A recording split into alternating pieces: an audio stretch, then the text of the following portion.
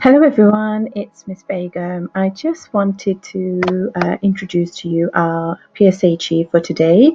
The lesson is all about positive thinking. The resources are on our Purple Mash, so you need to go onto Purple Mash and then you will find the PSHE blog and it's lesson 1.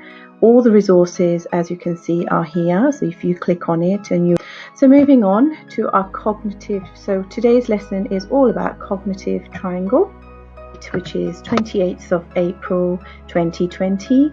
Your learning intention is to understand the link between thoughts, feelings and behaviours.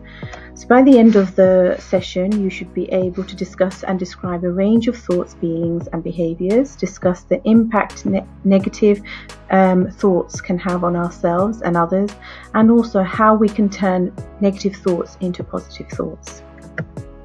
So the big questions. I want you to think about what are thoughts, feelings and behaviours, and write it down in your book. And also think about this question: how do thoughts, feelings and behaviours influence each other?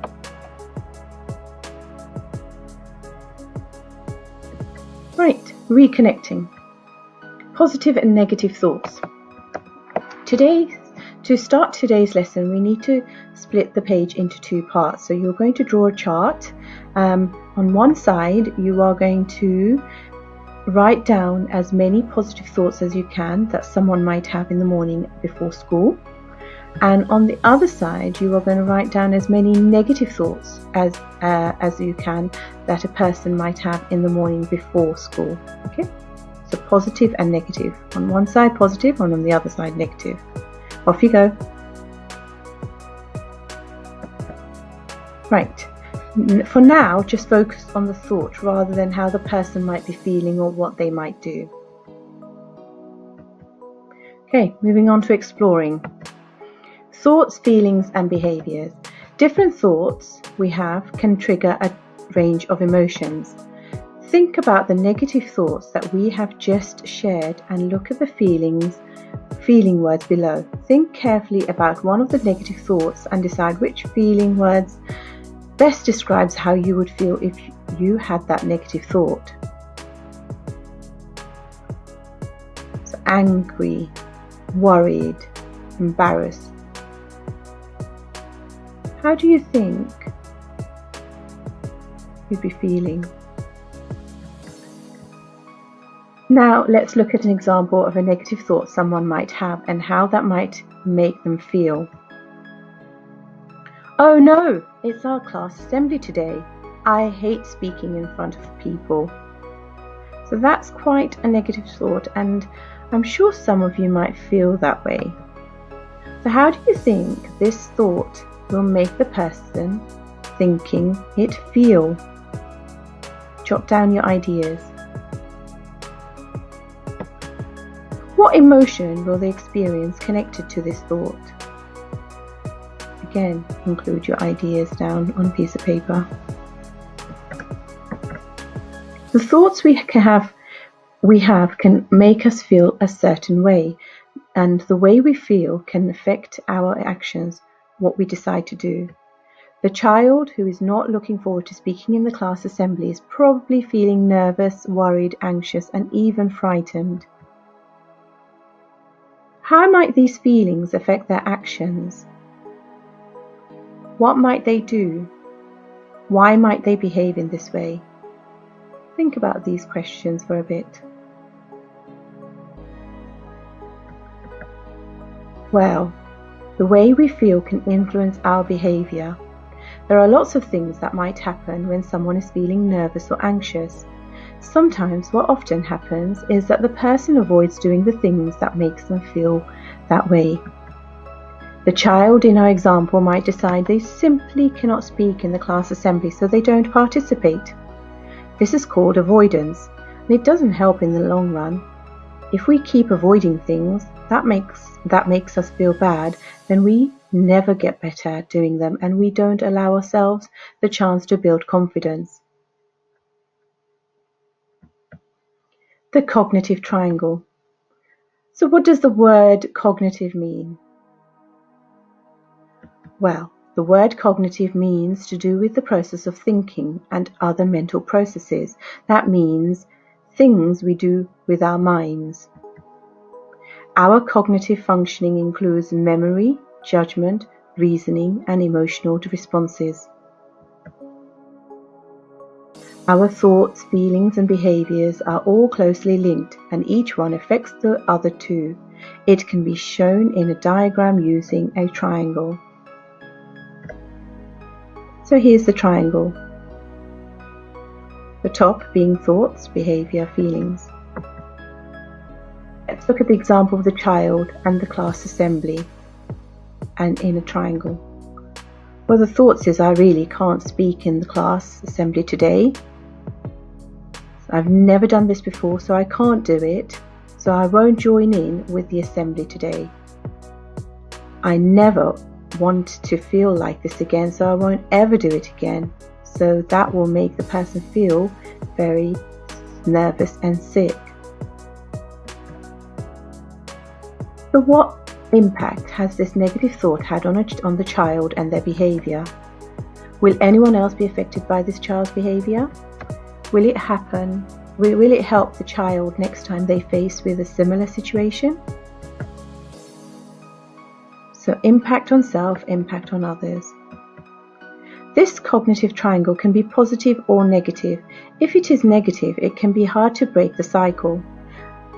Recognizing that we are having negative thoughts and how they are impacting on our feelings and behavior is the first step to changing it into a positive triangle.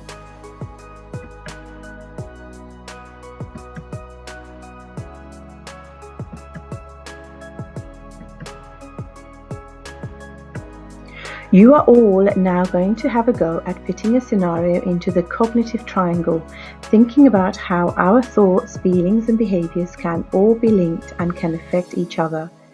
Look at the scenario coming up and use the sheet to write down the thoughts, feelings, and behaviors that the person in the scenario might experience. You can download all the resources from our Purple Mash PSHE blog page. Here are some scenarios. Your football team are in the finals against the reigning champions. How do you think you might be feeling? Second scenario. It is your birthday on a school day and there isn't time to open all your presents before school.